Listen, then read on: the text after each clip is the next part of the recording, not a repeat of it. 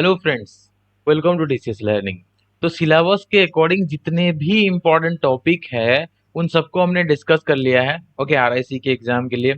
तो जैसे कि मैं हमेशा आपको बोलता हूँ कि मैं दो हिसाब से टीचिंग एप्टीट्यूड को डिवाइड करता हूँ, 25+5। हमने 25 का कंसेप्ट मतलब 25 क्वेश्चन कंसेप्चुअल होते हैं, उनका कंसेप्ट पूरा पढ़ लिया है, जितनी इंपॉर्टेंट चीजें सब कुछ पढ़ लिया है। अगर किसी का कुछ मिसिंग है तो मैंने ग्रुप में जो वीडियो लिंक्स दिया है वो देख सकते हो। आप जब ज्वाइन करते हो तो आपको इंडिविजुअली भी वो सब लिंक्स दे दिया जाता है। अब आगे हम जो 5 क्वेश्चंस हैं ये तो हमारा जो चीज होता है पूरा, यहाँ पे पर्टिकुलर किसी ईयर में कौन सा चीज हुआ था या फिर किसने बोला था, इस टाइप का कुछ 5 क्वेश्चंस आते हैं इंटीग्रेटेड के लिए और 2 ईयर बीएड के लिए। ठीक है, एमएड के लिए 7 अप्रोक्सीमेटली या फिर 7 से 10 क्वेश्चन जो है आ सकता है यहाँ से, इस जो रटने वाले सेक्शन से, या फिर एमएड स्पेसिफिक आप बोल सकते हो। ठीक है, तो इंटीग्रेटेड और जो 2 ईयर बीएड वाले हैं, ठीक है, उनके लिए ये बहुत ज्यादा हमारा जो 25+5 का स्कीम या फिर जो मार्क डिवीजन मैंने किया है वो बहुत ज्यादा इंपॉर्टेंट होता है। ठीक है, इंटीग्रेटेड बीएड या फिर 2 ईयर बीएड। इंटीग्रेटेड में कौन कौन आते हैं? BSc BEd, BZ, BSc BEd, PCM और बीए बीएड। तो उन सब के लिए इंपॉर्टेंट है, एमएड वालों के लिए भी इंपॉर्टेंट है क्योंकि बेसिक यहीं से शुरू होता है। तो ये सब जितने क्वेश्चन हम यहाँ पे ढूंढने मतलब हमने ढूंढ के रखा हुआ है और डिस्कस करेंगे, ये सब बेसिक कंसेप्ट रिलेटेड क्वेश्चन है जो कि आपका एग्जाम में पूछे जाते हैं। इन्हीं कंसेप्ट को आप समझोगे तो इम्पोर्टेंट आप जो है क्वेश्चंस अटेंड कर पाओगे। ये मेरा जो है प्रॉपर आपको सजेशन भी है, और यहाँ पे मैं आपको बोलता हूँ कि कंफर्म आप इस तरह का जो स्ट्रेटेजी से सिलेक्शन आपका हो सकता है। चलिए पहला क्वेश्चन देखते हैं। If some parents complaint about you to the principal, अगर कुछ अभिभावक, ठीक है, कंप्लेन करते हैं टीचर के लिए मतलब अगेंस्ट में, प्रिंसिपल को जाके कंप्लेन करते हैं, तो आप क्या करोगे? You would not take notice. भाई नोटिस कैसे नहीं दोगे? कोई आपके खिलाफ कंप्लेन कर रहा है, आप नोटिस नहीं रखोगे क्या? नोटिस करोगे ना उस चीज को। उसके बाद बोले अब्यूज करोगे पेरेंट्स को, भाई ये बिल्कुल नहीं करना है। सबसे इंपॉर्टेंट चीज यहाँ पे कुछ तो, नॉन ऑफ दी जवाब तो कुछ नहीं हो सकता भाई, कुछ तो करना होगा। तीसरा ऑप्शन क्या बोला है यहाँ पे? देखो एलिमिनेशन से 2 कट गया। ठीक है, तीसरा यहाँ पे बचा, you should tell the real situation to the principal. जो सही में हुआ है, सही मायने में जो सब हुआ है, आप उस सिचुएशन को बताओगे। अगर वो सिचुएशन बताने के बाद भी आप दोषी साबित होते हो तो वो अलग चीज है, लेकिन आप बताओगे। It's your responsibility to tell what happened in the class या फिर वट एवर। सबसे इंपॉर्टेंट और बहुत आसान था ये क्वेश्चन। नेक्स्ट आगे चलते हैं। The functions of a teacher is in the order of. Teacher का क्या फंक्शन होता है? ठीक है ना, टीचर का क्या फंक्शन होता है? Guiding the child, helping him towards progress and evaluations. दूसरा बोल रहा है checking homework, guiding him and asking further, assigning further task. देखो भाई यहाँ पे सिर्फ होमवर्क दे देना चाहिए और गाइड करना, और फिर और एक और टास्क देना, ये ज्यादा इंपॉर्टेंट नहीं है।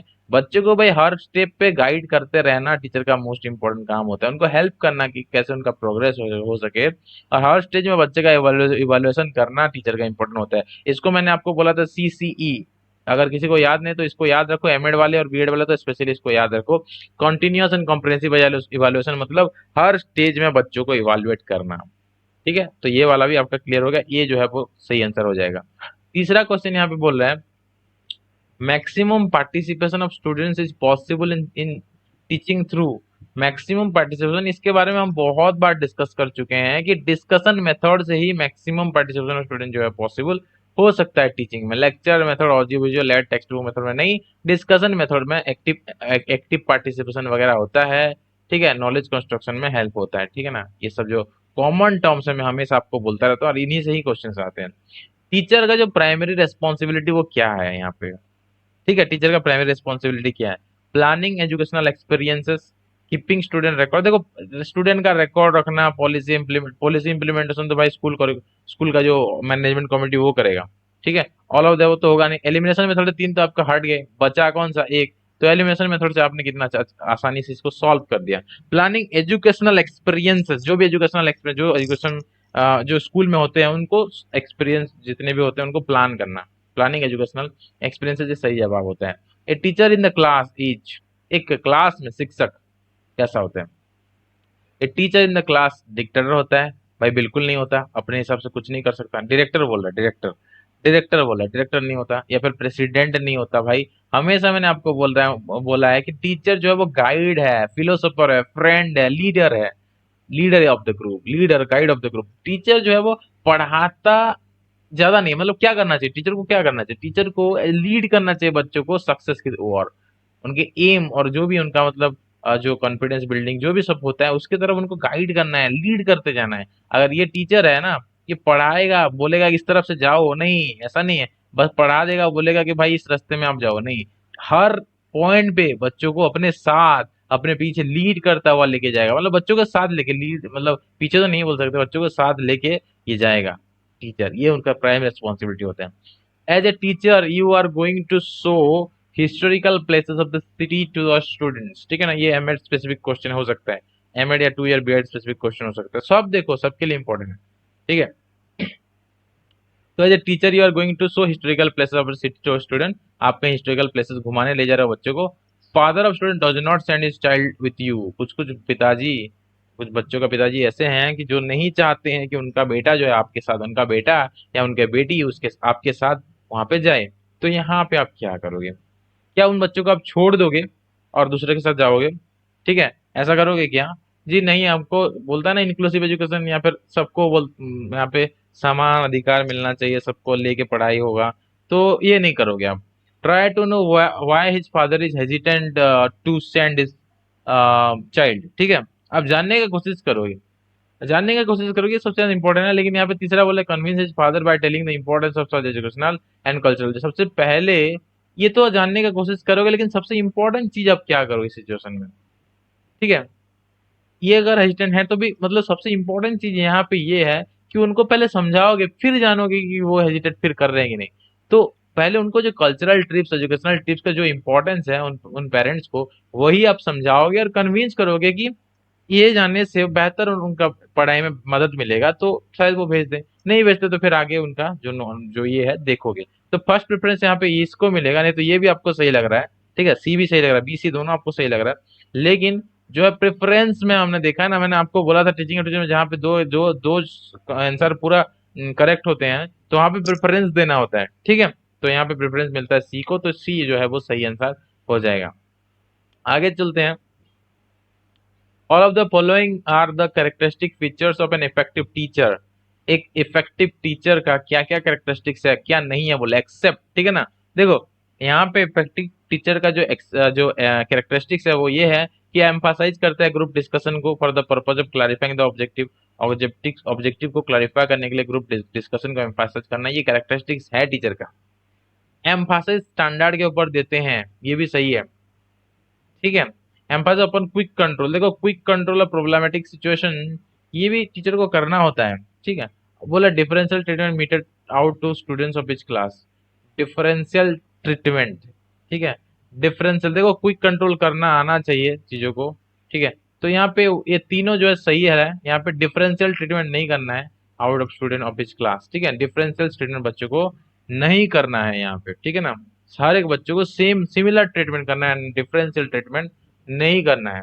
ठीक है, ये जो है ये जो है टीचर का कैरेक्टरिस्टिक्स नहीं है, बाकी तीन जो है टीचर का कैरेक्टरिस्टिक्स है। ओके, आगे चलते हैं। In our present society where values are deteriorating, excellent education क्या कर सकता है? जब वैल्यू डिटेरियोरेट कर रहे हैं तो excellent education will be which enables one two earn. देखो इन इजी मैनर, भाई इजी मैनर में अर्निंग करने के लिए कभी भी प्रोमोट नहीं करता एजुकेशन सिस्टम। एग्जैगरेट भी नहीं करना है कंपटीशन को इन सोसाइटी, सेकंड बोला exaggerate the competition in society नहीं करना है। वर्क्स फॉर री establishment of human and cultural value, ये सबसे ज्यादा इंपॉर्टेंट है। चौथा भी क्या बोला, डिसलेट सोशल चेंज, भाई सोशल चेंज को डिसलेट क्यों करोगे? ठीक है ना, तो एलिमिनेशन मेथड से 3 कट गया, बचा ये, तो यही सही जवाब होगा आपका। वर्क्स फॉर री establishment of human and cultural value जो है अपने प्रेजेंट सोसाइटी में जो डिटरेट कर रहा है अभी का वैल्यू, तो एक्सटर्नल एजुकेशन अगर हम देंगे तो ये वैल्यू जो है ना फिर से रीएस्टैब्लिश होगा। ठीक है, क्लियर, आगे चलते हैं। नाइन्थ क्वेश्चन बोल रहा है micro teaching is useful to students of. देखो माइक्रो टीचिंग हम प्राइमरी क्लास के बच्चों को, हायर क्लास के बच्चों को भी हम यूज कर सकते हैं, दोनों यहाँ पे सही होता है। ठीक है, higher and primary classes micro teaching. आगे चलते हैं, next question. While teaching in class one of your student pointed out sharply your mistake, कुछ कुछ बच्चे अपने आपके मिस्टेक को शार्पली पॉइंट आउट करेंगे, तो इन सिचुएशन में आप क्या करोगे? देखो ये चीज सबके लिए एप्लीकेबल है, जितने भी टीचर होते हैं। ठीक है, जब कोई आपको आपकी मिस्टेक को पॉइंट आउट करता है तो वहां पे आप क्लास छोड़ के भाग नहीं जाओगे, you will leave the class for a day, नहीं क्लास छोड़ के भाग नहीं जाओगे। या फिर यू स्कोल्ड द चाइल्ड, बच्चे को स्कोल्ड नहीं करोगे, एंग्रीली रेजिस्ट नहीं करोगे। ठीक है। सबसे इंपॉर्टेंट चीज होता है यहाँ पे बोले you will not show any emotion, भाई इमोशन तो शो करना ही है क्योंकि आपका गलती है और किसी ने पॉइंट आउट किया है। तो उन सिचुएशन में आपको सॉरी बोलने में कोई दिक्कत नहीं है। कोई भी गलती करता है, वो बड़े हो छोटे हो कोई भी हो, सॉरी बोलने में, अपने गलती पे सॉरी बोलने में किसी को भी जो है बुरा फील नहीं करना चाहिए। सॉरी, आप गलती किए हो तो सॉरी बोल देना चाहिए। तो ये जो है टीचर के लिए भी एप्लीकेबल होता है। ठीक है। You feel sorry for committing a blunder. ठीक है। Next question, a teacher of high caste is biased with low caste students. कुछ कुछ टीचर ऐसे होते भी हैं जो बायस्ड होते हैं, ठीक है ना, लो कास्ट स्टूडेंट को लेके। What advice do you would like to give to the teacher. आप अगर एक टीचर हो तो अपने फेलो टीचर को क्या एडवाइस दोगे इस सिचुएशन में। तो यहाँ पे बोल रहा है कि रिव्यूग हिम फॉर नैरो थिंकिंग, उनको गाली दोगे नैरो थिंकिंग के लिए। ठीक है। बोलोगे कि his attitude is all right, या फिर बोल दोगे नहीं आप जो बोले वो सही हो भाई, ऐसा नहीं करेंगे। ना ही उनको हम रिव्यू करेंगे, ना ही उनको क्या बोलेंगे, शाबाशी देंगे। ठीक है ना। Threat him against the constitutional provision, उनको कॉन्स्टिट्यूशनल प्रोविजन वगैरह समझा के डराओगे। भाई ये डराना भी नहीं है। आप क्या बोलोगे यहाँ पे, he should not behave against the national spirit and need of the hour, जो हमारा अभी का जरूरत है। बायसनेस नहीं करने से ही जो एजुकेशन सिस्टम प्रॉपर हो सकता है। अपना जो नेशनल स्पिरिट है, यूनिटी इंटीग्रिटी वगैरह, उन सब के रिलेटेड उसको समझाओगे कि देखो सर, आप इस तरह से बिहेव मत करो। अपना नेशनल स्पिरिट और जो अभी नीड है, अभी जो जरूरत है, उसको आप उसी के अनुसार बिहेव करो, ना कि अपना थिंकिंग के अनुसार। तो ये चीज आप उनको समझाओगे। ठीक है। आगे चलते हैं नेक्स्ट क्वेश्चन की तरफ। नेक्स्ट क्वेश्चन यहाँ पे बोल रहा है कि one of your colleague is living in your locality, एक आपका एक कॉलीग है जो आपके लोकेलिटी में रहता है, but you have no affinity with him, आपके कॉलीग के साथ आपका कोई एफिनिटी नहीं है। तो इसके पीछे का रीजन क्या हो सकता है दोस्तों। आपका एक कॉलीग है जो आपके लोकेलिटी में रह रहा है और आपका उसके साथ कोई लगाव नहीं है। इसका रीजन क्या हो सकता है। क्या क्या वो सेल्फिश है, उसके वजह से आप ऐसा करते हो। ठीक है। या फिर अपना उसका रिलीजियस फेथ फेथ की वजह से।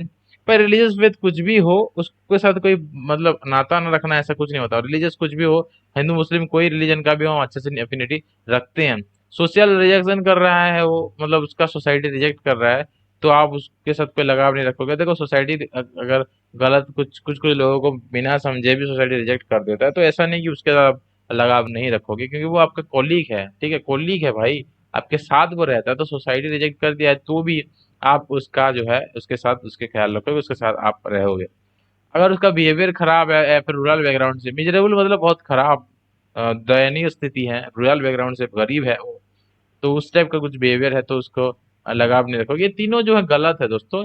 ठीक है ना। ये सब ग्राउंड से आप उसके साथ मतलब लगाव ना रखोगे, ऐसा कोई मतलब जस्टिफिकेशन नहीं है यहाँ पे। ठीक है। तो अगर वो सेल्फिश है, ठीक है ना, बहुत ज्यादा सेल्फिशनेस अपने बारे में सोचता है, तो उस टाइम में हम उनके साथ ज्यादा लगाव ना रखना हमारे लिए बेहतर होता है। क्योंकि जो इतना जो बहुत ज्यादा सेल्फिश होता है, वो हमारा कुछ भी भला नहीं कर सकता, ना ही खुद का भला कर सकता है। ठीक है, किसी का भला नहीं कर सकता। तो बहुत ज्यादा सेल्फिशनेस जो होते हैं उनके साथ अगर आप एफिनिटी नहीं रखते हो, तो वो अलग चीज होता है, वो थोड़ा समझने लायक है। बाकी ये सब चीज जो है वो फैक्टर्स नहीं है। आगे चलते हैं। If a girl is attracted towards you beyond the ethical limits। ठीक है। आप एक टीचर हो, जेंट्स हो, एक गर्ल आपके ऊपर अट्रैक्टेड है beyond the ethical limits, then how would you control your own emotions. तो उस टाइम में अपने इमोशंस को आप कैसे कंट्रोल करोगे। ठीक है। कैसे कंट्रोल करोगे आप अपने इमोशंस को। You will try to calm down her emotion as she is passing through the adolescence age. ये जो है सही है, लेकिन आगे ऑप्शन भी पढ़ लेते हैं। आगे बोल रहे you will take advantage of the situation, भाई उसका सिचुएशन का एडवांटेज लेके उसका एक्सप्लोर करोगे। भाई मारेंगे जब किसी को पता चलेगा, इस सब चीज कभी भी नहीं करना है। ठीक है ना। This is definitely not only मतलब टीचर का इथिक्स के बियॉन्ड होता है, बट ऑल्सो सोसाइटी के लिए भी गलत है और आपके स्टूडेंट के लिए गलत है। आपको स्टूडेंट को क्या करना है, आप आपका जो जितने भी स्टूडेंट होते हैं उनको आपको डेवलप कराना है। That is the need of the hour. आप कोई कोई बच्चा आपके पास पढ़ने क्यों आता है, क्योंकि उसका पर्सनालिटी डेवलपमेंट होगा, उसका जो स्किल्स डेवलपमेंट होगा, उसका जो जो मतलब नेशन के लिए वो कंट्रीब्यूट करेगा। एक टीचर का जितने भी स्टूडेंट होते हैं, हर एक स्टूडेंट जो है नेशन के लिए कंट्रीब्यूट करते हैं। तो अगर आप किसी एक टीचर को हैरेस कर रहे, सॉरी, अगर आप कोई एक स्टूडेंट को हैरेस कर रहे हो, तो नेशन बिल्डिंग में आप जो है रुकावट बन रहे हो, ना कि आप हेल्प कर रहे हो। तो कोई भी टीचर कभी भी किसी को भी एक्सप्लॉइट नहीं करना है, किसी को भी, भले वो बॉय हो गर्ल्स हो, किसी को भी हैरेस नहीं करना है, एक्सप्लॉइट नहीं करना है, ठीक है ना। तो एक गर्ल यहाँ पे है, और स्पेशली गर्ल्स को यहाँ पे आपको कभी भी एक्सप्लॉइट नहीं करना चाहिए, बिल्कुल भी गलत है। ना कि सिर्फ आपका यहाँ पे इज्जत जाएगा, बल्कि जितने भी टीचर कम्युनिटी है भाई, सबका यहाँ पे, सबके ऊपर एक क्या दाग दाग आ जाएगा। कभी भी कोई भी इस तरह का काम नहीं करना, ठीक है। जहां तक ये जो चीज म्यूचुअल ना हो, ठीक है, तब तक कभी भी ये ऐसा चीज कभी भी नहीं करना है, ठीक है। और यहाँ पे भाई बहुत सारे चीज फैक्टर्स होते हैं, बस यहाँ पे आप इतना समझ के रखो कि कभी भी इस टाइप का काम नहीं करना है, ठीक है। आप आगे जाके टीचर बनोगे तो इस टाइप का काम नहीं करना है, क्लियर। ओके। तो नेक्स्ट बोले हाँ, ये एक नहीं करना है ये, ठीक है ना। कौन सा करोगे ऐसा बोला ना। You will like to repress our intention through strict measure, strict हो गए उसके ऊपर। भाई नहीं, ये उसका एडोल्सन एज का गलती है, ठीक है ना, उसका गलती नहीं है, उसका स्टेज का गलती है। तो उसको स्ट्रिक्ट उसके ऊपर नहीं होना है, ठीक है ना। होता है, इस टाइप का सिचुएशन होता है बच्चों के, स्टूडेंट्स के साथ, ठीक है, लेकिन उसके ऊपर स्ट्रिक्ट मेजर आपको नहीं करना है। You will communicate this matter to our parents for help, भाई ये भी नहीं करना है। पेरेंट्स को क्या बीतेगा यार, आप जब इस सब चीज बोलोगे उसको, तो ये भी नहीं करना है। आप खुद ही जाके, आप खुद ही जाके उसके उसके इमोशंस को समझोगे, उसको बोलोगे कि देखो बेटा, ये एडोलसेंस एज है, यहाँ पे इस तरह का चीजें होता है, और ये जो है सबके साथ होता है, सिर्फ तुम्हारे साथ नहीं होता। तो ये जो है आपको समझना पड़ेगा, ऐसा करके उनको समझाओगे कुछ, ठीक है ना। क्लियर, तो यही चीज आपको करना है। आगे देखो, while delivering lecture if there is some disturbance in class, तो एक टीचर को क्या करना चाहिए, ठीक है। ये देखो, मैं यहाँ पे जो क्वेश्चंस पढ़ा रहा हूँ पर्टिकुलर एक टॉपिक से पढ़ा रहा हूँ, टॉपिक वाइज हम चल रहे हैं अभी, ठीक है, टॉपिक वाइज हम लोग चल रहे हैं। तो कौन सा टॉपिक से मैं पढ़ा रहा हूँ, मैं आपको जो पहला टॉपिक है एटीट्यूड टुवर्ड्स एजुकेशन जो होता है ना, वहीं से मैं आपको पढ़ा रहा हूँ, ठीक है। ये आपका टॉपिक वन से है, ठीक है। So while delivering lectures if there is some disturbance in the class, then a teacher should, teacher को क्या करना चाहिए अगर क्लास में डिस्टर्बेंसेस हो रहा है।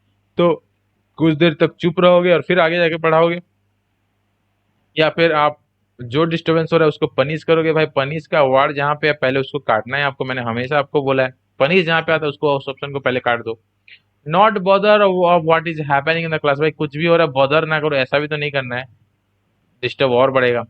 ऑल ऑफ दैट तो कभी हो ही नहीं सकता। तो एलिमिनेशन मेथड से आपको आंसर मिल गया, बिना आपको जाने, कॉन्सेप्ट जाने, एलिमिनेशन मेथड से आंसर आपको मिल जाता है। यही तो चीज है ना, इसलिए मैं तो क्वेश्चन कर रहा था आपको कि quiet for a while and then go on, ये सही होता है। जो भी गलती मतलब डिस्टर्बेंसेस वगैरह हो रहा है बाहर से या क्लास के अंदर से, आप थोड़ा कुछ देर तो चुप चुप रहो, बच्चे अपने आप क्या हो जाएंगे, आप उन बच्चों को समझ में आ जाएगी वो बात कर रहे थे इसीलिए टीचर जो है उनको मार्क कर लिया और वो चुप हो गए। तो बच्चे जो है उसके बाद क्या हो जाएंगे,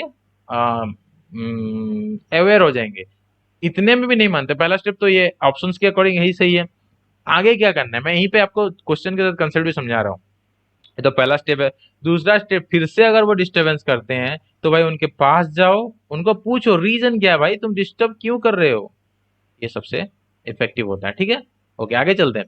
if a student of group, if A group of students enter your room and abuse you, भाई एक टीचर के घर में घुस के कोई बच्चे जो है गाली देते हैं, ठीक है, बिहेव वायलेंटली विथ यू, कुछ कुछ स्टूडेंट्स, ठीक है ना, कभी कभी ऐसा हो जाता है। ऐसे मतलब व्हाट्सएप ग्रुप हो, कहीं पे भी हो, कुछ कुछ बच्चे जो है, मैं तो पर्सनली भी मतलब एक दो बच्चे ऐसे होते हैं, आ रही वाले ग्रुप से तो नहीं है, कहीं और जो मैं पढ़ाता हूँ, कुछ कुछ बच्चे ऐसे होते हैं कभी कभी, जो कि मतलब गाली गलौज भी किया है। एक बच्चा ऐसा मेरे साथ हुआ है, गाली गलौज किया है। तो उस टाइम में आपको क्या करना है, ठीक है, उन उन टाइम में आपको क्या करना है, ठीक है। तो अकॉर्डिंग टू ऑप्शन पहले देखते हैं क्या करना है।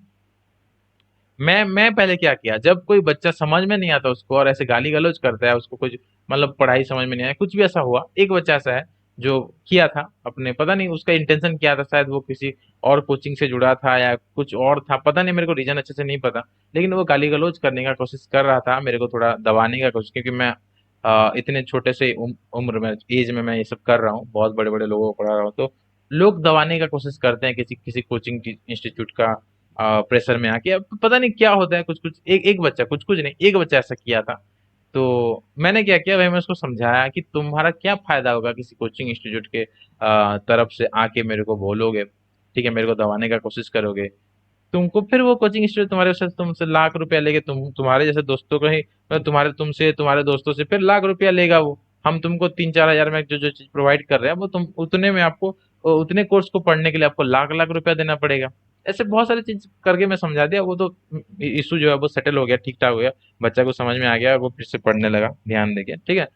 तो यहाँ पे एक टीचर को क्या करना है, ठीक है। तो you will try to pacify their emotion, जितने भी बच्चे ऐसे होते हैं उनका इमोशन को पेसिफाई करने की कोशिश करोगे कि बेटा ऐसा क्यों कर रहे हो तुम लोग, उनके साथ उनका जो बिहेवियर उसके साथ पोलाइट बिहेवियर करोगे, पनिशमेंट वगैरह नहीं करना है, ठीक है ना। ये सबसे इम्पोर्टेंट मतलब जो बेस्ट यहाँ पे जो स्टेप है। लेकिन और क्या बोल रहे हैं, you will feel ashamed among your teaching community, आपके घर में आके ऐसे वायलेंटली बिहेव करते हो तो आप कुछ नहीं करोगे, चुपचाप आप शर्मिंदगी महसूस करोगे, ये नहीं करना है। You will react in similar tone, जितने मतलब एक मतलब पत्थर को पत्थर तो क्या बोलते हैं जो भी होता है, मतलब एक आता है कोई, तो जिस जिस तरह से वो बात करते हैं उस तरह से आप भी बात करोगे, उनको भी आप फिजिकली असॉल्ट करोगे आप लोग, टीचर, ठीक है ना। ये नहीं करना है भाई, पनिशमेंट वगैरह नहीं करना है। You will report the case to principal with recommendation of punitive measure, punitive measure आपको नहीं लेना है, तो ये तीनों गलत है। आप सबसे पहले खुद उनके इमोशन को पेश करो, उनको बोलोगे बच्चा शांत हो जाओ, ऐसा क्यों कर रहे हो, ऐसा गलत बिहेवियर आप अपने टीचर के साथ क्यों कर रहे हो, रीजन क्या है भाई, आप पहले बताओ तो हुआ क्या प्रॉब्लम, उसके बाद हम उसको सॉर्ट आउट करेंगे। पोलाइटली बिहेव करना, ये सही आंसर है, ठीक है। आगे चलते हैं। The main role of education according to Plato, देखो मैंने बोला था कुछ कुछ चीजें जो है वो रट्टा मारने वाला चीज होता है। तो main role of education according to Plato क्या है यहाँ पे, अभी से आप जान लो, रट्टा मारने वाला चीज भी कुछ कुछ मैं आपको बोल दूंगा। प्लेटो के according main role of education जो है, लिख लो कहीं पे, क्योंकि ये 5 मार्क के अंदर आता है, जो कि मैं आपको कंसेप्ट समझाने से भी आपके दिमाग में वो नहीं रहेगा। तो इन सब क्वेश्चंस का आप एक कॉपी में कहीं पे भी पर्टिकुलर जगह पे नोट डाउन करना स्टार्ट कर दो, अभी से स्टार्ट कर दो। जितने भी क्वेश्चन इस तरह का आएंगे हम मैं आपको हमेशा बोलता रहूंगा कि नोट डाउन दिस, जहाँ पे मैं नोट लिख दूंगा उसको आपको नोट डाउन करना है। तो प्लेटो के अकॉर्डिंग मेन जो है रोल ऑफ एजुकेशन जो होता है वो है develop the power of contemplation, ठीक है ना, to develop the power of contemplation. Clear, मतलब सोचने का शक्ति, चिंतन शक्ति का विकास करना, ठीक है। To develop the power of contemplation मतलब सोचने की शक्ति, चिंतन शक्ति का विकास करना, ये प्लेटो का जो है मेन रोल ऑफ एजुकेशन है अकॉर्डिंग टू प्लेटो। देखो नेक्स्ट क्वेश्चन यहाँ पे बोल रहा है सपोज, ठीक है, suppose you are asked by your friends to take the membership of the teachers union, teachers union का मेंबरशिप लेने के लिए आपको बोला जाता है। तो आप डिसीजन, इस केस में आप डिसीजन कैसे लोगे, ठीक है, इस केस में आप डिसीजन कैसे लोगे। फर्स्ट बोला you will disaffiliate yourself from the colleagues instead of the enmity within the management, with the management. तो आप अपने अपने आप को अपने कोलीग से डी एफिलिएट कर दोगे, वहां से दूर हो जाओगे, ठीक है, और अपना जो है मैनेजमेंट के साथ आप रहोगे, टीचर यूनियन में पार्टिसिपेट नहीं करोगे। पहले ऑप्शन यही बोल रहा है। नेक्स्ट बोल रहा है you will have faith in unity so you will accept the membership, second option ये बोल रहा है। तीसरा ऑप्शन बोला you will give priority to social relation therefore you will accept the offer, social relation को आप प्रायोरिटी दोगे इसीलिए क्या करोगे, आप वहां पे ज्वाइन करोगे। You will try to avoid this issue, avoid नहीं करना है या फिर ऐसा डीएफिलेट आपको नहीं करना है, ये दोनों में से कोई आंसर होगा यहाँ पे। तो सबसे इंपॉर्टेंट क्या है, एक यूनियन में सबसे इंपॉर्टेंट चीज क्या होता है भाई, यूनिटी होता है ना। तो यहाँ पे यूनिटी की वजह से फेथ आपको रखना है यूनिटी के ऊपर, आप मेंबरशिप को अप्लाई जो एक्सेप्ट जो है करोगे, तो ये सबसे इंपॉर्टेंट आंसर हो जाता है, ठीक है। सोशल रिलेशन नहीं है यहाँ पे, ये जो यूनिटी वाला कंसेप्ट यहाँ पे अप्लाई होता है, तो जो बी जो है वो सही आंसर हो जाएगा। उसके बाद एक और जो इम्पोर्टेंट चीज है जो हमेशा आरआईसी में एग्जाम में पूछे जाने का चांसेस होता है, इसको भी आप नोट डाउन कर दो, ठीक है, इसको भी नोट डाउन कर दो, ये भी बहुत ज्यादा इंपॉर्टेंट होता है। क्वेश्चन पूछ रहा है जॉन लॉक फ्रेज टेबुला रासा, ये जो टेबुला रासा वाला फ्रेज है इसका मतलब क्या है, माइंड इटसेल्फ, टेबुला रासा मतलब होता है mind itself is a result of the process of evaluation. Mind जो है वो क्या है, एक रिजल्ट है of the process of evolution, यही सही है भाई, इसको नोट डाउन कर दो, इसको रट लो। जो रोड वाला होता है ना, रटने वाला जो है, ठीक है, नोट रोड मैंने लिख दिया, मतलब इसको लिखो और रटो, क्यों ये समझाने वाला कुछ है नहीं यहाँ पे। आगे चलते हैं। You are in the class, you are in class on the very first day of the opening of the session and take introduction of the students. तो यहाँ पे जो इंट्रोडक्शन आप कर रहे हो उसका प्राइमरी ऑब्जेक्टिव क्या है। कभी कभी होता है ना, जब आप पहली बार क्लास में जाते हैं टीचर तो इंट्रोडक्शन पूछते हैं, सबका नाम वगैरह पूछते हैं, कहाँ से क्या बैकग्राउंड क्या एम है, सब पूछते हैं ना, तो इसका मेन ऑब्जेक्टिव क्या होता है जो टीचर, मैंने हमेशा आपको बोला ना बच्चों का बैकग्राउंड को जानना, तो भाई वही तो चीज है ना, वही चीज है बच्चे का बैकग्राउंड जानना। ठीक है। तो to know about student potentiality among along with their family status, बच्चे का जो फैमिली बैकग्राउंड क्या है और बच्चों के अंदर क्या पोटेंशियलिटी है, उनका एम वगैरह क्या है, ये सब जानना जो है सबसे इंपॉर्टेंट चीज होता है। Selection of the students job, school job के लिए या फिर उनका जो पोटेंशियल आइडेंटिफाई सिर्फ करना नहीं होता है, फैमिली स्टेटस को भी जानना इंपॉर्टेंट होता है। तो ये जो है वो सही आंसर हो जाएगा दोस्तों। आगे चलते, किंडरगार्टन जो है सिस्टम, केजी सिस्टम, ये इसका मतलब क्या होता है? किंडरगार्टन सिस्टम ऑफ एजुकेशन का मतलब होता है गार्डन ऑफ स्मॉल किड्स। मतलब एक बगीचा होता है ना, बगीचा में से फूल होते हैं, बच्चे भी छोटे छोटे बच्चे उस तरह का फूल की तरह होते हैं, जो खिले खिले पहले स्टार्टिंग में खिले खिले होते हैं, ठीक है ना, धीरे धीरे करके बढ़ते हैं, उनको बहुत प्यार से हमको ये करना होता है, जैसे पौधों को ऐसे बच्चों को भी उतने प्यार से हमको रियरिंग करना होता है, ठीक है ना। तो यहाँ पे उनका इसका आंसर क्या होगा? Powell, Powell KG system Froebel ने दिया था, इसको भी भाई नोट रोट, मतलब इसको नोट करो और रोट करो, मतलब नोट भी करो और इसको याद भी रखो, ठीक है। केजी सिस्टम प्रोवेल ने डेवलप किया था।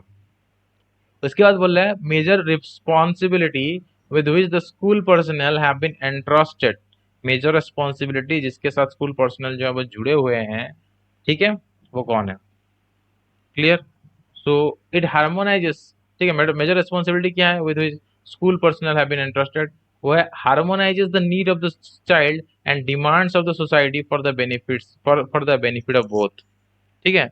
It harmonises the needs of the child and demands of the society for the benefit of both, ठीक है। सोसाइटी का बेनिफिट देखते हुए, ठीक है, सोसाइटी के लिए जो डिमांड है उसको देखते हुए बच्चों का नीड को फुलफिल करना और दोनों का बेनिफिट करना, ये जो है आपका रेस्पॉन्सिबिलिटी होता है, मेजर रेस्पॉन्सिबिलिटी होता है ऑफ ए टीचर, ठीक है। स्कूल प्रोग्राम प्रिपेयर करना या बच्चों को जॉब दिलाना नहीं होता, ये सबसे इंपॉर्टेंट चीज होता है। 21st का आंसर होगा।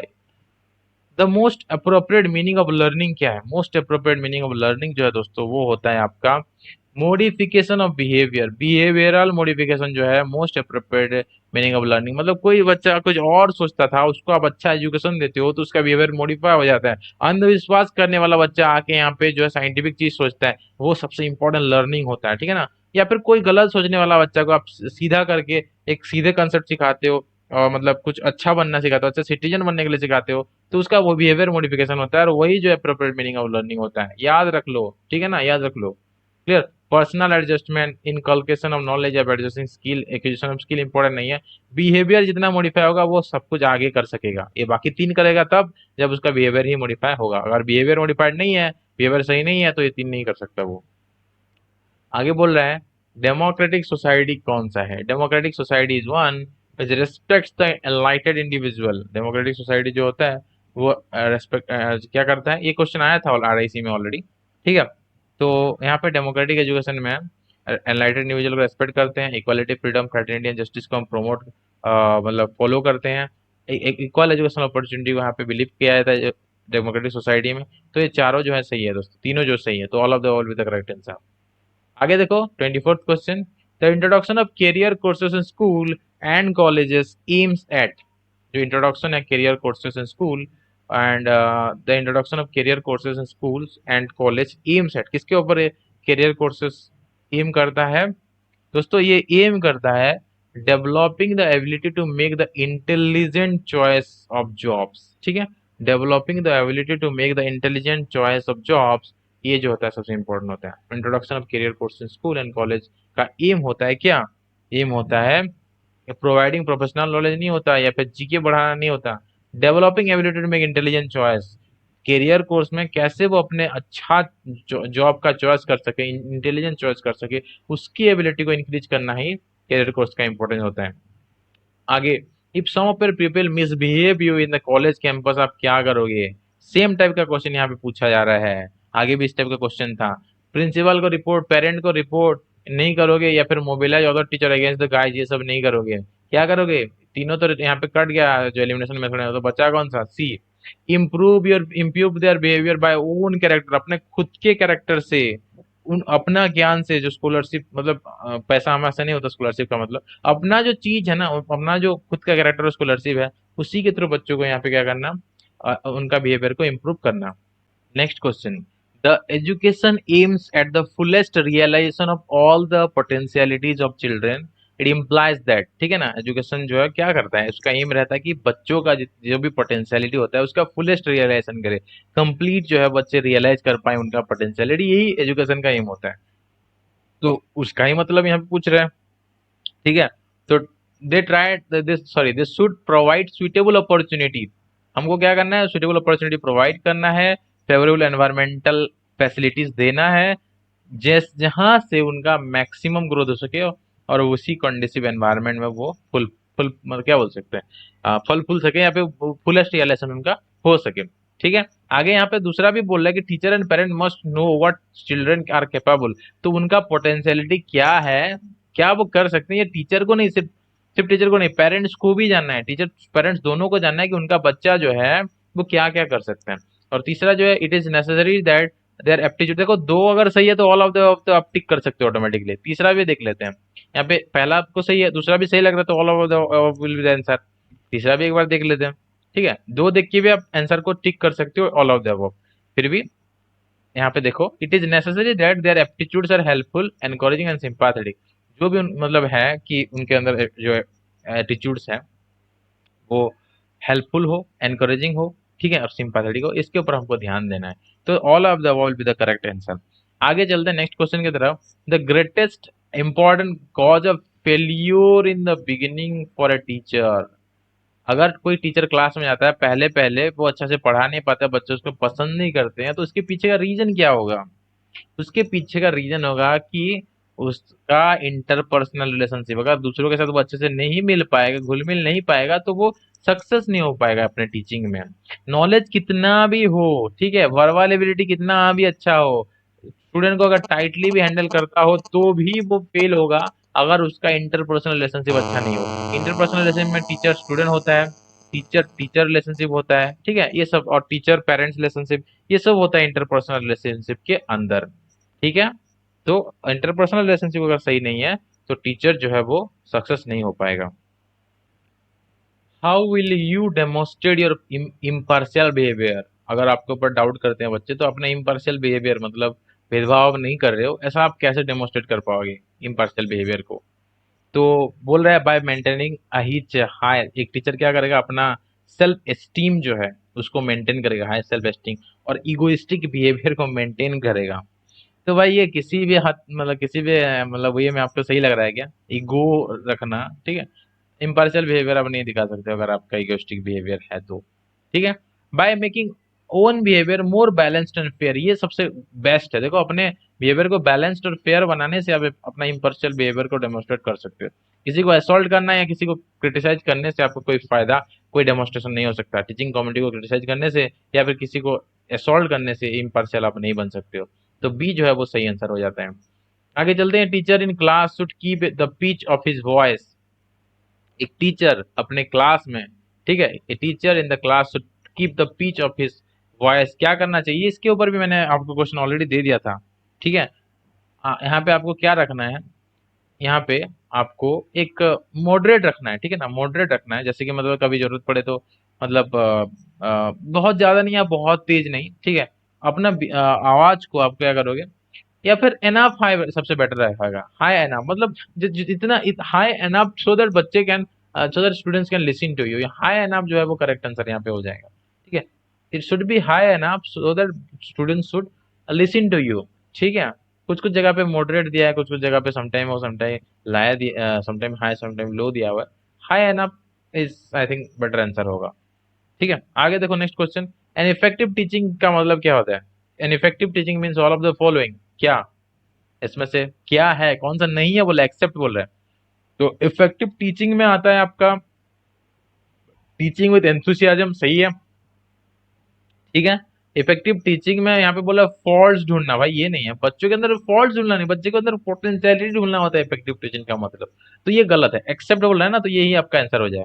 तो और क्या क्या इफेक्टिव टीचिंग के अंदर आता है वो भी हम कंसेप्ट समझ लेते हैं।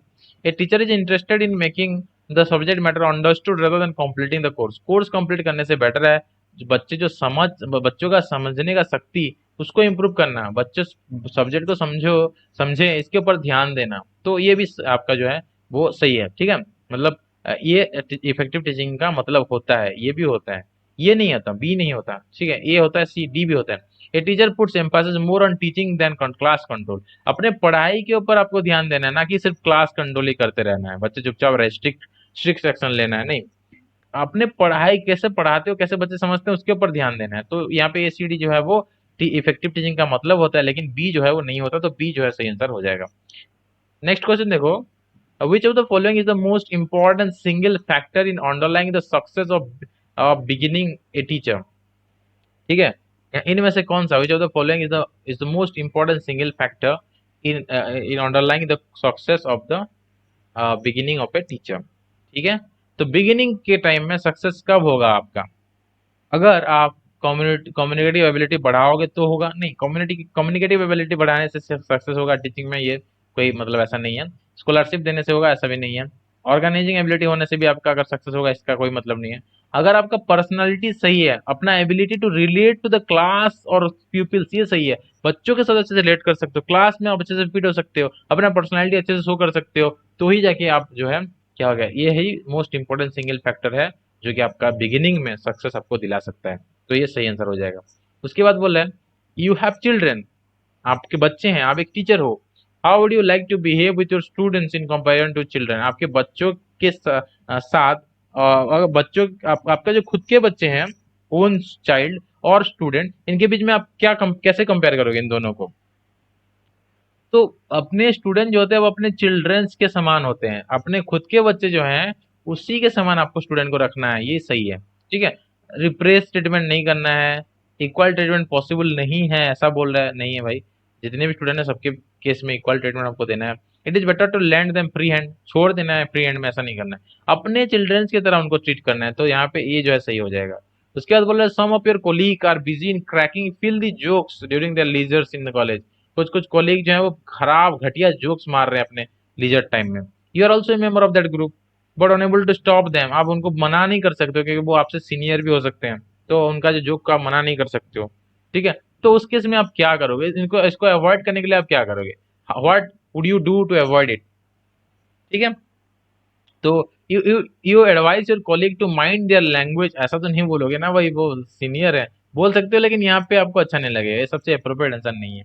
उसके बाद बोला, you persuade them not to waste their leisure time in filthy joke, देखो एडवाइस करने से नहीं होगा, परसुएड करना सबसे यहाँ पे अच्छा सुनाई दे रहा है आपको, ठीक है, तो ये सही है। उसके बाद बोला, यू चेंज द ग्रुप, भाई ग्रुप चेंज नहीं करना, और लिव इन आइसोलेशन बोल रहे हैं हम, ये तो इंटरपर्सनल रिलेशनशिप के खिलाफ हो जाता है ना, आइसोलेशन में रहने से इंटरपर्सनल रिलेशनशिप का ग्रोथ कैसे होगा, तो यहाँ पे ये भी गलत है, क्लियर। और जो चौथा ऑप्शन आपको बोल रहा है, ठीक है, चौथा ऑप्शन जो आपको बोल रहा है यहाँ पे, क्लियर, यहाँ पे बोल रहा है कि you remind them of their noble profession, और उनका नोबल प्रोफेशन को रिमाइंड करोगे, याद दिलाओगे कि आप किस के लिए आए हो, भाई ये भी सही नहीं है, ठीक है। परसुएड करना, भाई उनको राजी कराना, उनको मतलब समझा बुझा कर मनाना, ये सबसे इंपॉर्टेंट चीज होता है, उनको मनाओ कि सर जी, या फिर प्रिंसिपल सर, या फिर जो भी आपके सीनियर होंगे, सर आप, आई थिंक आपको अपना जो है कीमती वक्त को इस टाइप का घटिया जोक्स में वेस्ट नहीं करना है, इस तरह के आपको हम्बल बिहेवियर से उनको समझाओगे, ये सबसे बेहतर आंसर होता है।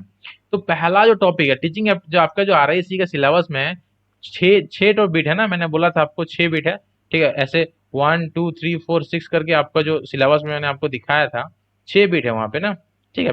पहला बिट में एटीट्यूड टुवर्ड एजुकेशन है, इस तरह करके लास्ट में मैंने आपको बोला जो कॉन्टेम्पररी जो सिस्टम है, ये जो मैंने बोला था रट्टा मारने वाला चीज, 5 मार्क का, attitude toward education, teaching skill, इस तरह का आपका जो इंटरपर्सनल स्किल, इंटरपर्सनल रिलेशनशिप, इस तरह का होता है ना, मैं एग्जैक्टली भूल गया अभी क्या क्या है।